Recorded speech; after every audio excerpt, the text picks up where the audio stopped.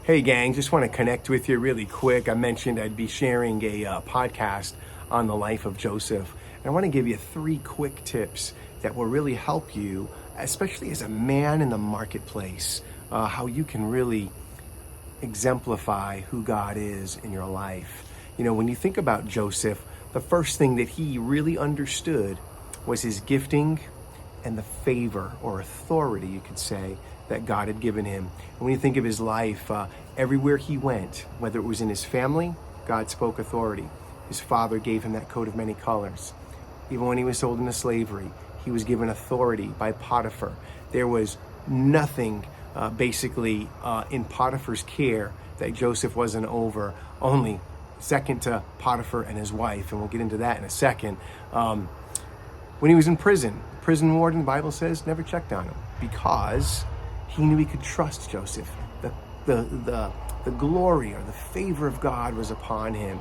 And then ultimately, he gets to the point where he comes before Pharaoh and he's able to interpret Pharaoh's dream, as we know, and then apply it and give Pharaoh wisdom where Pharaoh said, or basically recognized the God that Joseph worshiped. And so with that, I would say, 1, know your call, know your gifting, and when you have opportunity, do it. Now, secondly, Joseph was faithful in the mundane. You think about this.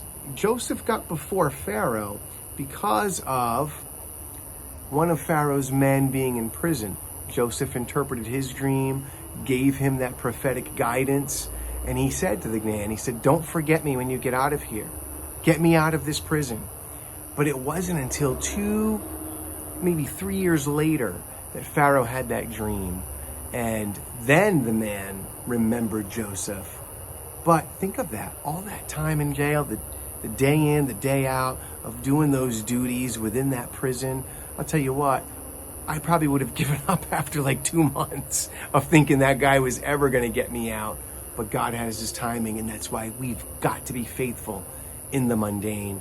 But the third thing is this. Joseph saw both of Pharaoh's men in there.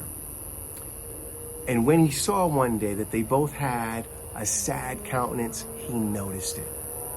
That was his way in, which ultimately was his way out. But in this life, in this world, whatever your calling is, it's going to involve people.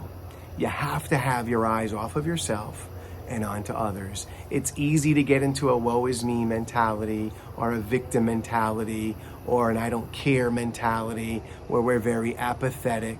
But I'll tell you this, we've got to have our eyes on others because that's where the key is. That's where God is going to use you in such a way. What does the Bible say in Proverbs, right? The gift makes way for the giver. That's you. You are the giver because you've been gifted. And what's the last part of that verse? And sits him in the presence of princes. In other words, when you use your gift to affect those around you, it's going to open doors for you to be right where God needs you to be. It's not always before the princes. Sometimes it's the princes unseen, right in front of you, right in that prison cell, right in that jail that you think you're in every day.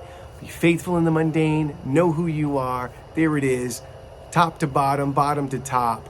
Guys, be blessed and continue to keep your eyes on the Lord.